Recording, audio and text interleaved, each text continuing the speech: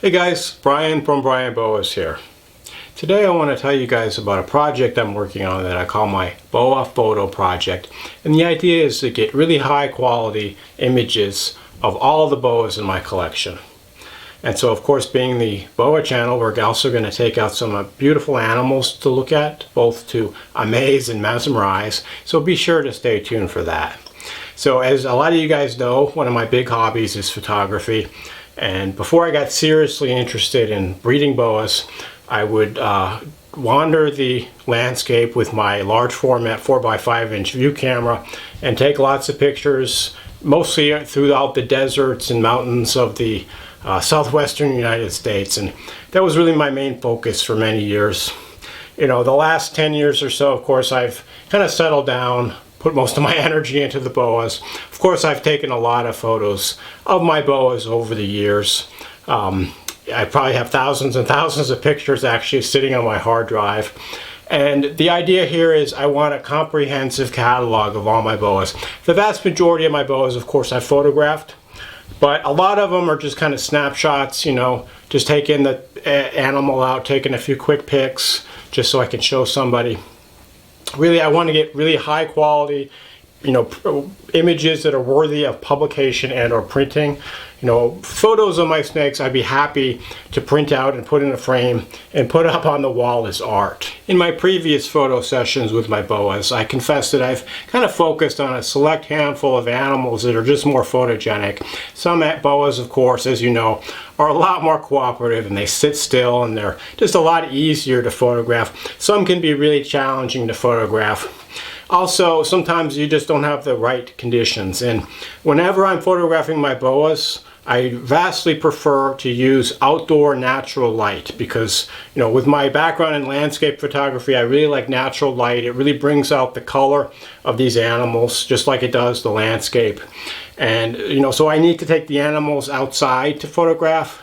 You know, luckily I live in California where it's usually, you know, not too cold, but of course there are cold snaps or, you know, stormy weather, so I can't go out and photograph every day.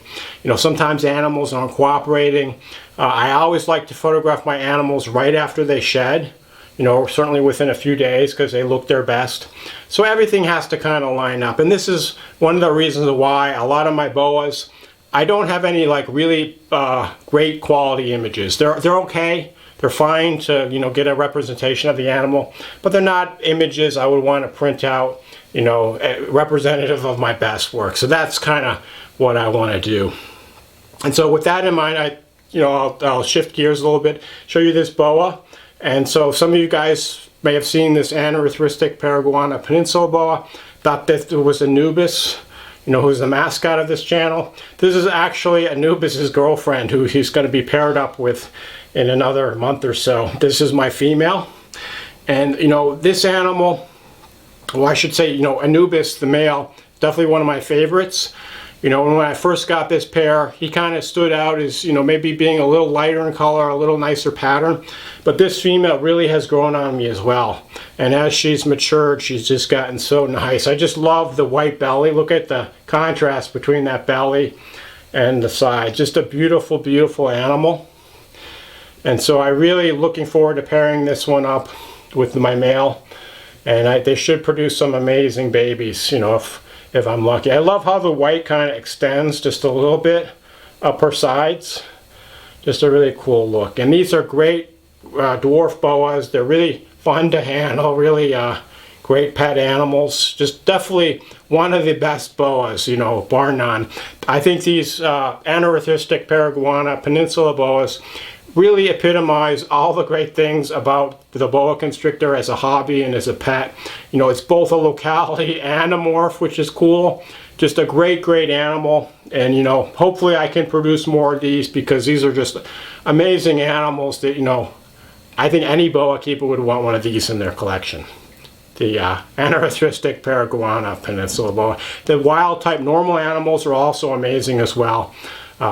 So great, great locality boa. Getting back to my boa photo project, I shot film until relatively recently, and as I mentioned, I was using this large format 4x5-inch view camera. You know, the old-fashioned looking camera, you have to put a door cloth over your head and look at the back at this ground glass where the image is inverted, you know, vis-a-vis Ansel Adams, that kind of a style camera.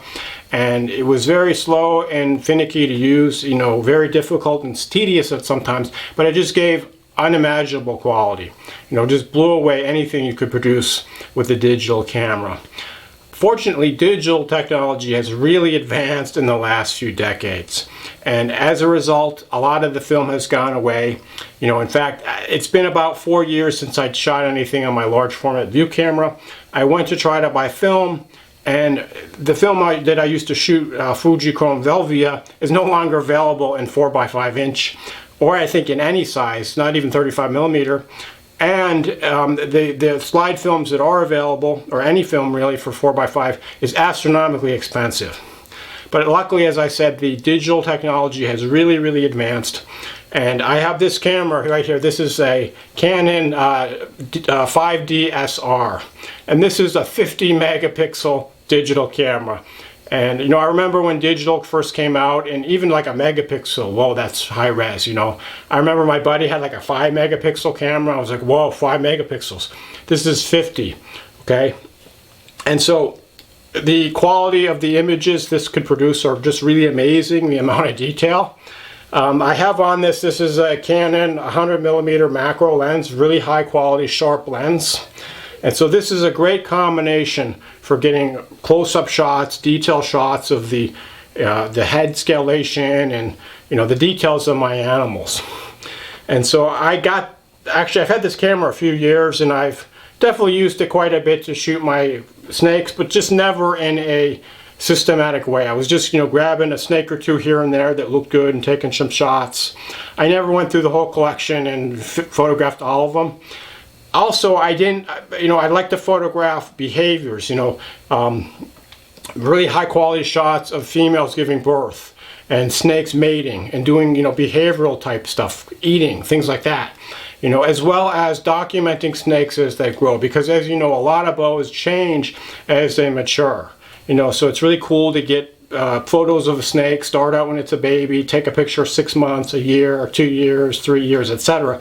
Follow the development over time. And this is especially cool for boas like long-tail boas, which really change in appearance over time. And so, as I mentioned, this 100 millimeter macro is great for getting close-up details, but I found that it was hard to get shots of the whole body of the animals, especially for larger snakes, because I'd have to kind of back up too far, and then the snakes would be out of my control, and I didn't want to do that. But recently I got another lens, and this is the lens I got just about a week ago. This is a Sigma Art Series 50 millimeter lens, and so what's special about this lens is just utmost high quality, amazing sharpness, amazing detail. If you know anything about photography, 50 millimeters is called the normal lens. It's basically the same as the vision, you know, the scope of vision that a human sees. You know, it's not like a wide angle, it's not like a telephoto, it's just kind of called normal. And normal lenses are actually one of the most versatile lenses to own, although they're often overlooked for, you know, the more fancy wide angles and telephotos. And I had a zoom that came with a camera that I bought. It was like a Canon like 28 to 105, and that encompasses the 50 millimeter range. But that quality of that lens was really not very good. It was just kind of a kit lens that they give you when you buy a camera. The quality of this lens is just astronomically better, and I've just been blown away by some of the shots that I've taken with this lens. Incidentally, I have a 24 millimeter Sigma Art lens, which I'm actually filming this video for now, or I'm filming this video with right now. And I wouldn't recommend if you're a YouTuber to go buy that lens, but I had it in my, my fine art photography gear, so I just use it. And, obviously you're not going to see the detail on this video with that lens, but if you put the lens on this camera, you're going to see the detail. And when I'm talking about detail, I don't just mean like scales. I mean, you can zoom in on the individual scales of each snake, and you can see all kinds of like detail and little nuances of the pattern on each individual scale. It's really amazing. I have some really great camera gear now to do the task of photographing all my snakes, but I imagine it's probably going to take 6 months to a year to get through them all. Not that because my collection is so large, but just because I need to wait for the right moment to photograph each animal, when they're ready to go, when the weather cooperates, etc. So we'll see how that goes. And you know, if this project works out well, I'd like to try to photograph other people's snakes, you know, add to my collection of images, and then maybe try to get them published someday. Either, you know, a self-published book, or if I can find a publisher that will publish a high-quality book of boa photographs, of course, as well as lots of information.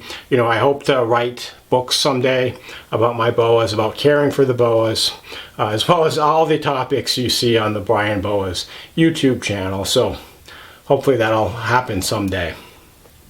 So in the meantime, there are places you can go to see images as I create them.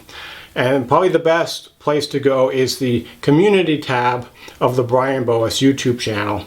I've been posting images there several times a week as I feel up to it. And so people have asked me quite a bit about if I have an Instagram page and if I use Instagram. And the answer is yes, I do have a page of Instagram, but I don't use it very much. And the main reason is they don't make it very convenient to upload photos from your computer. And I've uploaded a few photos from my phone. These are just snapshots. They're really not very good quality at all. But you can't, there's not like an easy way I can just go to my computer and upload photos to Instagram. I know there are some workarounds, but I just don't have the time for that. And it just kind of bothers me that the whole Instagram platform is you're only allowed to upload the photos from your phone. It just seems really, really dumb, because, you know, phones are really not a tool to make top quality images. I mean, once in a while you get a good image on your phone, but it's just not, you really need a camera with interchangeable lenses that you can control the exposure settings, not your phone. So go to the YouTube community section and you can check some of the photos of the boas that I make, you know, as I post them on a regular basis. And so I forgot to mention, this is a Suriname Boa. This is a 2018 holdback. This female is about 3 years old now. Just a nice animal, nice peak saddles, cool looking animal.